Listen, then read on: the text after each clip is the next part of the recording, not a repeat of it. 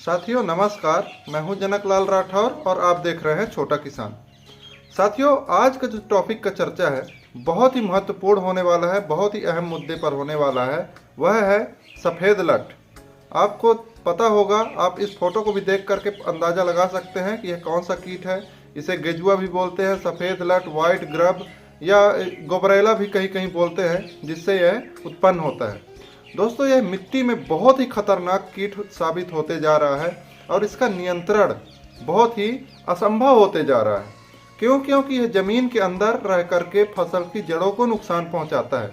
मुख्य रूप से अगर मैं फसल की बात करूं तो आपका मूंगफली, आलू, मूली, शलजम, चुकंदर, गन्ना, मक्का आदि जैसे। तो आइए जानकारी लेते हैं कि इसका संपूर्ण कंट्रोल कैसे कर सकते हैं। इस जानकारी से पहले हम एक जानकारी और लेना चाहेंगे या फिर देना चाहेंगे, थोड़ा सा इसका लाइफ साइकिल समझें। मतलब इस कीट का लाइफ साइकिल क्या होता है। वैसे तो अब 12 महीने आपको लार्वा अवस्था देखने को मिलेगा, लेकिन मेन जो मुख्य लाइफ साइकिल होता है वह होता है जो प्रौढ़ अवस्था होता है, जो अंडे देता है, वह आता है आपका लास्ट जून और जुलाई में। मतलब कि बारिश के साथ, मानसून के साथ वह आता है। अब मानसून के साथ वह आएगा तो आप जहाँ कच्ची गोबर अधिक देखेंगे, जहाँ ज़्यादा ऑर्गेनिक मात्रा होगी, वहाँ यह का अटैक ज़्यादा होगा और यह ज़मीन के अंदर अंडे देगा। तो ज़मीन के अंदर यह जुलाई लास्ट तक में अंडे दे देता है और अगस्त तक में इसका अंडा फूट जाता है और लार्वा की अवस्था आ जाती है। और लार्वा इसका फर्स्ट स्टेज ज़्यादा नुकसान नहीं पहुँचाता है, क्योंकि लास्ट अगस्त तक आपका यह लार्वा विकसित हो जाता है सेकेंड स्टेज में और नुकसान पहुँचाना चालू कर देता है। तो लास्ट अगस्त से आपका पूरा सितंबर, अक्टूबर, नवंबर, दिसंबर, जनवरी, फरवरी, मार्च तक आपका यह लार्वा अवस्था पूरी तरह से फैला रहता है ज़मीन पर।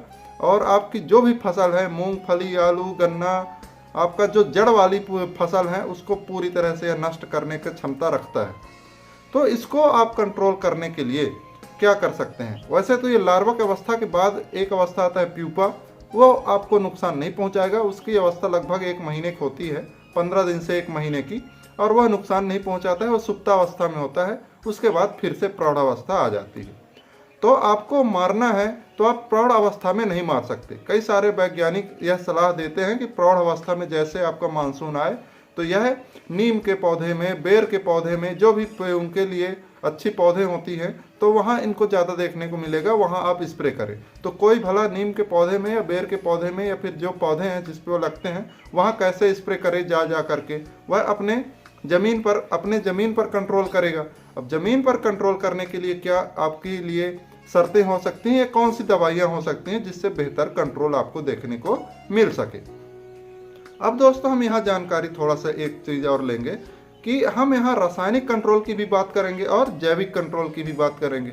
रासायनिक कंट्रोल से अगर आप कंट्रोल कर रहे हैं तो ज़्यादा से ज़्यादा आपको 1 महीने तक कंट्रोल देखने को मिलेगा, वो भी पूरा देखने को नहीं मिलेगा।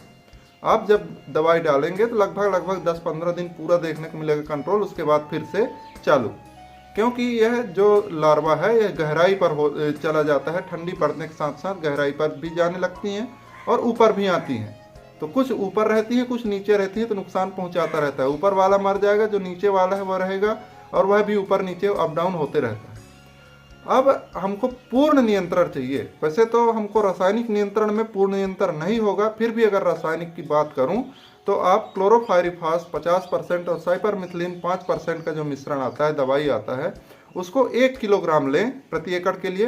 5 किलोग्राम रेत पर बढ़िया मिला लें, बुरकाव कर लें और जब निराई गुड़ाई करें उस समय बिखरा दें, या फिर प्रथम जुताई पर पहले ही खेत की तैयारी करते हैं उस समय बिखरा दें, या फिर आप जब पानी देते हैं उस समय दे दें।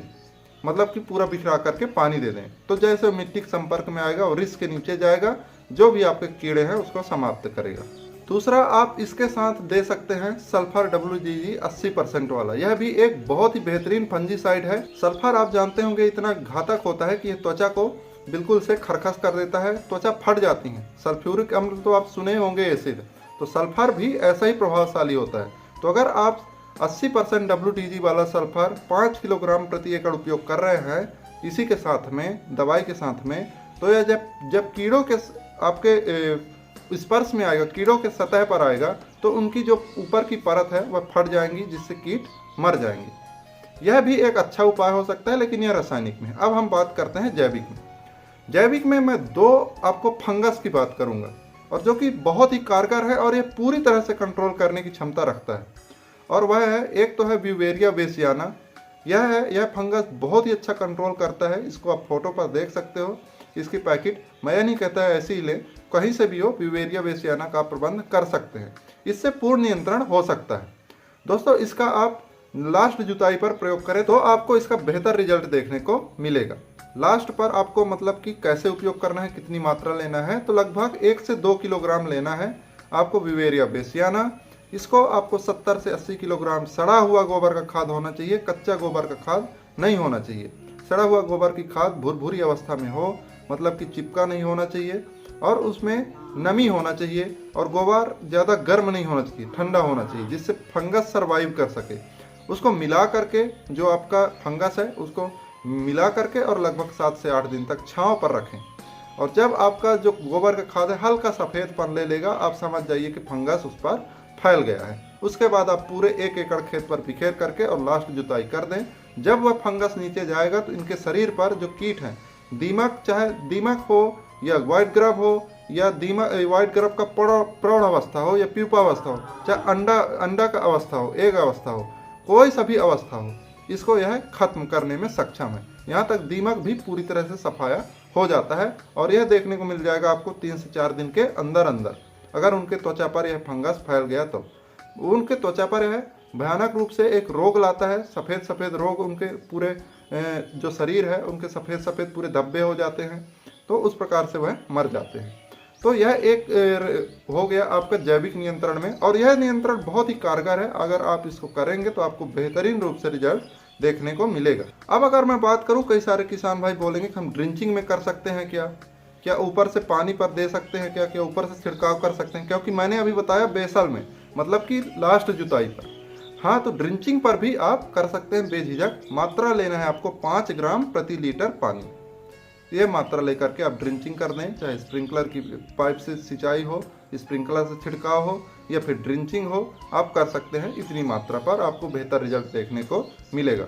तो दोस्तों, इस प्रकार से आप सफ़ेद लटकी पूरी तरह से आप कंट्रोल ले सकते हैं। आपको हमारी यह जानकारी कैसी लगी कमेंट बॉक्स में ज़रूर बताएं। अच्छी लगी हो तो लाइक करें, और यह बहुत ही ज़रूरी जानकारी जो अन्य किसान भाइयों के लिए भी हेल्पफुल होगी, शेयर ज़रूर करें।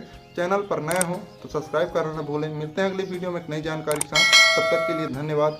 जय हिंद, जय भारत, जय किसान।